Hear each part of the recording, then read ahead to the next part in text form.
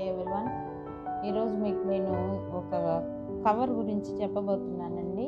మనం ఇంట్లో ప్రతి వస్తువు మీద కవర్ వేసి కప్పడం అనేది అలవాటుగా ఉంటుంది. దుమ్ము పడకుండా క్లీనింగ్కి ఇబ్బంది లేకుండా ఉంటుందని మనం ప్రతి ఒక్క ఖరీదైన వస్తువు కానివ్వండి, ఏ వస్తువు మీదైనా కూడా చక్కగా కాటన్ క్లాత్లు వేసి పెట్టడం మనకి అలవాటే, పరిపాటే. అలానే ఇప్పుడు నేను మిక్సీ కవర్ ఒకరోజు చూసినప్పుడు నాకు ఈ మోడల్ బాగా నచ్చిందండి. కోన్ షేప్లో బాగుంది. ఇది కుట్టడానికి మనకేం పెద్ద శ్రమ, క్లాత్ కూడా ఎక్కువ ఏం పట్టదు. మన ఇంట్లో ఉన్న ఏ చిన్న కాటన్ క్లాత్ అయినా కూడా ఈ కవర్ అనేది కుట్టుకోవచ్చు. ఈరోజు మీకు ఈ కవర్ ఎలా కుట్టాలి, ఎలా కట్ చేయాలి అనేది చూపిస్తాను. ప్రతి దాని మీద పండ్ల బాస్కెట్ మీద వేయచ్చు, ఎలక్ట్రిక్ కుక్కర్ మీద వేసుకోవచ్చు. మనం ఇది కప్పినప్పుడు చూడటానికి షోగా ఉందండి. ఈ కోన్ షేప్లో గొడుగులాగా చక్కగా ఇలా కప్పేసినట్టు అంత అందంగా కనిపిస్తుంది. ఈరోజు మీకు ఇది ఎలా కట్ చేయాలో చూపిస్తాను. మీరు ఏ వస్తువు మీద అయితే వేయదలుచుకున్నారో ఆ వస్తువు ఎత్తును ముందు కొలుచుకోండి.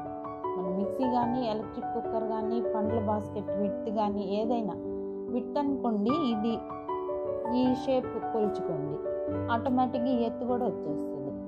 ఆ కొలుచుకున్నప్పుడు మనం ఆ కొలత ప్రకారం వేసుకోవచ్చు.